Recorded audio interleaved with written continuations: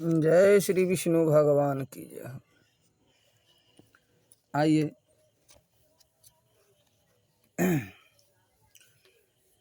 चतुर्युग के अनुसार चतुर्युग के अनुसार विभिन्न व्यासों के नाम ब्रह्म ज्ञान के महात्म का वृत्तांत सुनाऊंगा। मैत्रेय जी कहने लगे कि आपने जो कुछ कहा है सो तो मैं समझ गया। अब मैं यह जानना चाहता हूँ कि श्री विष्णु भगवान ने वेद व्यास रूप धारण करके प्रत्येक युग में किस तरह वेदों का विभाजन किया। कृपया मुझे बतलाइए किस किस युग में कौन कौन से वेद व्यास हुए। समस्त शाखाओं का भी आप मुझे वर्णन करें। श्री पराशर जी कहने लगे, मैं तुमसे वेद रूप वृक्ष के शाखा और भेदों का संक्षेप में वृत्तांत कहूँगा, क्योंकि विस्तार से सहस्रों शाखा भेदों का वृत्तांत कहने की क्षमता मुझ में नहीं है। हर एक द्वापर में विष्णु भगवान व्यास रूप में अवतार लेते हैं। हे मैत्रेय, और विश्व के कल्याणार्थ वेद के अनेक विभाग करते हैं। मानव के बल वीर्य तथा तेज को अल्प समझ करके वे संपूर्ण प्राणियों को हितार्थ वेदों का विभाजन करते हैं। जिस देह से वे परमात्मा एक वेद के आने का नेक विभाग करते हैं, उन भगवान की उस प्रतिभा को ही वेद व्यास कहते हैं। हे मैत्रेय, जिस मनवत्तर के अंतर्गत जो व्यास नंदन उत्पन्न होते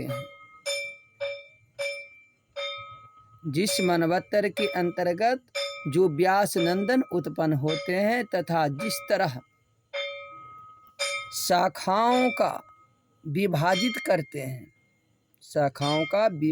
करते हैं उसका वृत्तांत अब तुमसे मैं कहता हूँ।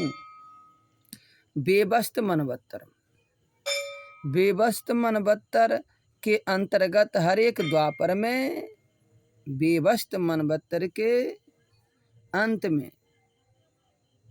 अंतर्गत में हर एक द्वापर में महर्षि व्यास ने आज तक 28 बार वेदों का विभाजन किया है। आज तक 28 बार वेदों का विभाजन किया है। 7 मनवत्तर है और हर एक के द्वापर में वेदों का 4 भाग हुए हैं। हर एक द्वापर में 4 भाग हुए हैं। अतः कुल 28 भाग, 7 चौका 28 भाग हो चुके हैं वेद। और वेदों के हुए हैं 28 भाग वेदों के हुए हैं। द्वापर में ब्रह्मा जी ने स्वयं वेदों के विभक्त किया है, और द्वितीय द्वापर में प्रजापति वेद व्यास हुए। प्रजापति ब्रह्मा जी वेद व्यास हुए।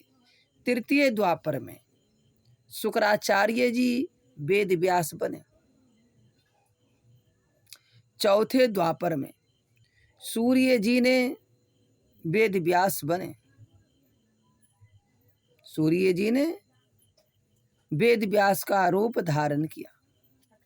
छठवें द्वापर में भगवान मृत्यु वेद व्यास बने। सातवें द्वापर में इंद्र वेद व्यास बने। आठवें द्वापर में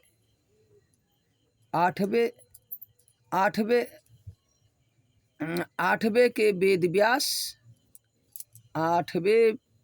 वेद व्यास वशिष्ठ एवं वशिष्ठ। 90वें द्वापर के शार्तव। 10वें द्वापर के त्रिधामा वेदों बने। 11वें द्वापर में वेद व्यास ऋषिक जी बने।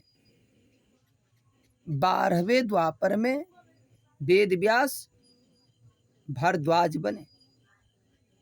13वें द्वापर में अंतरिक्ष तथा 14वें द्वापर में वर्णी जी वेद व्यास हुए। 15वें द्वापर में त्रिहयारुण व्यास हुए। 17वें द्वापर में कर्तुज तथा 18वें द्वापर में जय व्यास बने। 19वें द्वापर में भारद्वाज व्यास हुए। 20वें द्वापर में गौतम व्यास हुए। 21वें द्वापर में हार्यातमा व्यास हुए। 22वें द्वापर में वाजसुरा मुनि वेद व्यास हुए।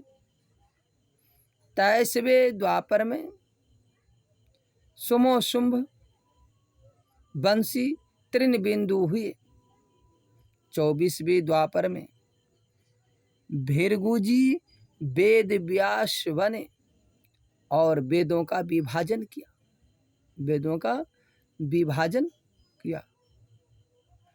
ऋक्ष हुए, भृगुवंशी ऋक्ष हुए जो वाल्मीकि कहलाने लगे। 24वें में भृगुवंशी ऋक्ष हुए जो वाल्मीकि कहलाने लगे। 25वें द्वापर में श्री पराशर जी कहने लगे कि 25वें द्वापर में हे मैत्रेय, मेरे पिता शक्ति व्यास हुए। 26वें द्वापर में मेरे पश्चात 27वें द्वापर में विष्णु वेद व्यास बने। इस तरह उपयुक्त 28 व्यास प्राचीन है। मेरे बेटे कहते हैं, मेरे बेटे वैश्यप्यायन के पश्चात आगे के द्वापर में अश्वत्थामा वेद व्यास बनेगा। कहते हैं 28वें द्वापर में उपयुक्त व्यास प्राचीन वेद व्यास कहते हैं कि यह जो है अश्वत्थामा वेद व्यास बनेगा।